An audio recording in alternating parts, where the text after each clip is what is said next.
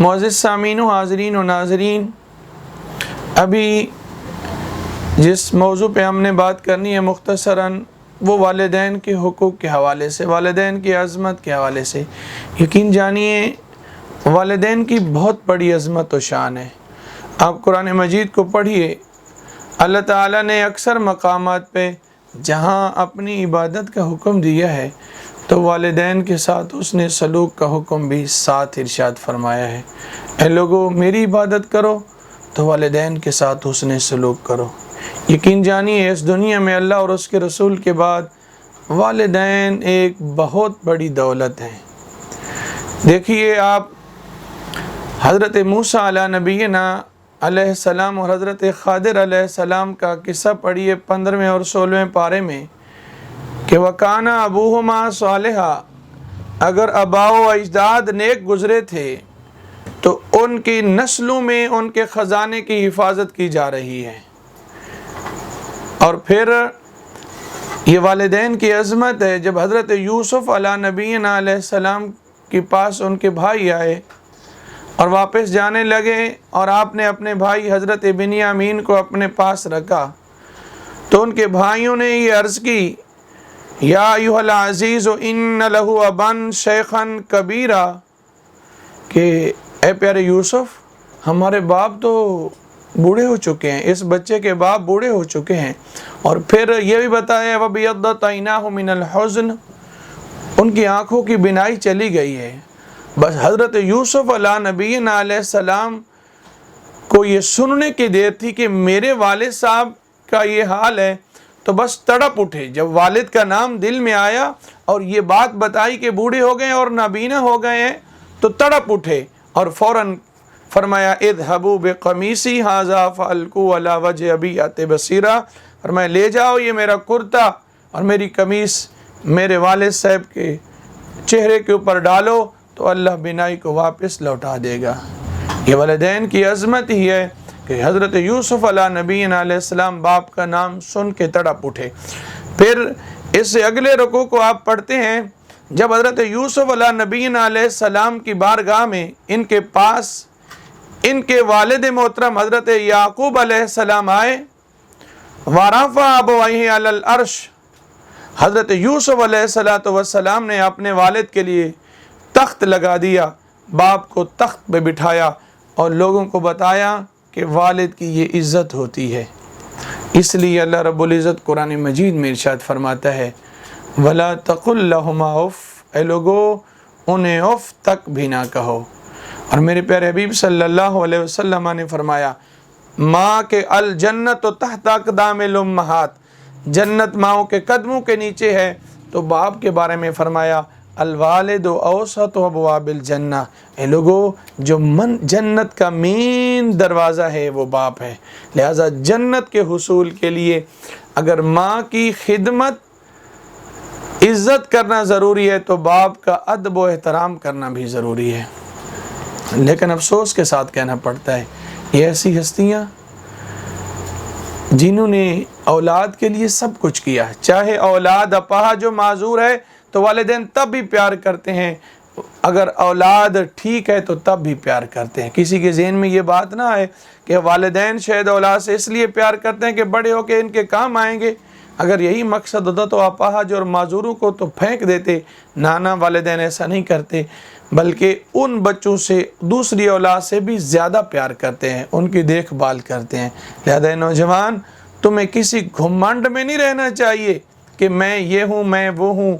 یہ سن لے تیرے جسم کے ہر عضو میں تیری ماں کا لہو شامل ہے۔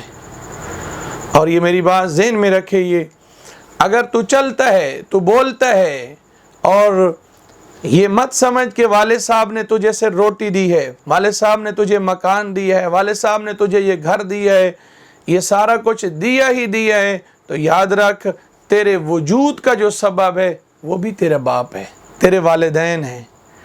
لہذا تیرے جسم کا جو بھی ٹکڑا ہے اس میں پیچھے جو حصہ ہے وہ والدین کا ہے۔ والدین کو کبھی مت بھولیے، ان کا ہمیشہ ادب و احترام کیجیے۔ افسوس کے ساتھ کہنا پڑتا ہے جب والدین بوڑھے ہو چکے ہوتے ہیں اولاد کو تو چاہیے ہر طرح کا سکھ اسے میسر کرے۔ لیکن ایک باپ بوڑھا ہوتا ہے، 7 بیٹے، 2 بیٹیاں، 4 بیٹے مل کے اسے سکھ نہیں دے سکتے، لیکن قربان جاؤں اس والد کی عظمت پہ، جب وہ اکیلا تھا، 9 بچے تھے، اس نے سب کو سکھ دیا۔ اور آج انتظار ہو رہا ہے والد صاحب اس کے گھر رہیں گے، ماں اس کے گھر رہے گی۔ نانا یہ ذہن میں رکھیے، باپ کی دولت ہو نہ ہو، باپ کا سایہ ضروری ہے۔ اور بزرگ فرماتے ہیں جس کو ماں باپ کی بات سمجھ نہیں نہ آتی نا، اسے زمانہ بہت کچھ سکھا دیتا ہے۔ اور بزرگ فرماتے ہیں کہ جس بندے نے باپ کے دامن کو مضبوطی سے پکڑا، اسے کسی کے پاؤں پکڑنے کی ضرورت نہیں رہتی۔ اور میرے پیارے عزیز، یہ اس وقت دل خون کے آنسو ہوتا ہے جب ایک بزرگ ہمارے پاس آ کے کہتا ہے کہ میرا بیٹا کہتا ہے میرا حصہ دے دو، میری بیٹی کہتی ہے میرا حصہ دے دو، اور باپ دینے کو تیار نہیں ہوتا، تو پتہ نہیں بیٹے اور بیٹیوں سے کیا کیا جملے سننے کو ملتے ہیں۔ بیٹا یہ کہہ رہا ہوتا ہے تو حرام کر رہا ہے، تیری قبر تو انگاروں سے بھر جائے گی۔ بیٹی یہ کہہ رہی ہوتی ہے تو جہنم خرید رہا ہے، تو میرے ساتھ ظلم کر رہا ہے، مجھے میرا حصہ نہیں دے رہا۔ آپ سوچ ہی نہیں سکتے کہ باپ کو ان جملوں سے کیا تکلیف، کتنی تکلیف پہنچے گی یار۔ حدیث مبارک میں من اذا مسلمن، کہ اللہ کے نبی علیہ السلام فرماتے جس نے ایک عام مسلمان کو تکلیف دی، فرمایا اس نے مجھے تکلیف دی۔ ومن اذانی، حضور صلی اللہ علیہ وسلم فرماتے جس نے مجھے تکلیف دی اس نے اللہ کو تکلیف دی۔ ایک عام مسلمان کی تو باپ ہے آپ کا، اور آپ کیا کہہ رہے ہیں، آپ کیا کہہ رہی ہیں، کون سے جملے بولے، ذرا بھی نہیں۔ قرآن تو کہتے ہیں وَقُلْ لَهُمَا قَوْلًا كَرِيمًا، اگر کوئی آپ نے صحیح بات بھی کہنی ہے، جائز بات بھی کہنی ہے، تو دھیمی الفاظ میں، پیار بھرے انداز میں باپ سے آپ نے بات کرنی ہے، ماں سے ادب والے لہجے میں بات کرنی ہے۔ اور آپ یہ کہہ رہے ہو، یہ بیٹی ہو کہ یہ کہہ رہی ہو کہ اے ابا جان تو حرام کر رہا ہے، تیری تو آخرت خراب ہوگی۔ ذرا سوچا ہے کہ باپ کو کتنا زخم لگا ہے کہ جس نے نازوں سے پالا، بڑے ہونے کے بعد تیری ذمہ داری سنبھالی، بیٹا ہے تو تجھے گھر بنا کے دیا، تجھے نوکری دلوائی، بیٹی ہے تو تیری ایک خوبصورت طریقے سے شادی کی، اچھا رشتہ تجھے عطا کیا، تجھے جہیز میں اتنا سامان دیا، ہمیشہ ہر وقت اس کے لبوں پہ تیرا نام ہے، تیرے لیے دعائیں کرتا ہے، تیرا سکھ ڈھونڈتا ہے، اور تو ایسے جملے بول رہی ہے۔ کہا تھا نا جراحت السنان لہت تیام ولا یلتام ما جرح اللسان، یہ جو نیزے کا زخم ہے اس کا تو کوئی دارو علاج ہے، لیکن یہ جو زبان کا زخم ہے اس کا کوئی علاج نہیں ہے۔ ذرا سوچ تو صحیح کہ تو یہ جائیداد کے چند ٹکوں کی خاطر باپ کو اس طریقے سے جملے بول رہا ہے یا بول رہی ہے۔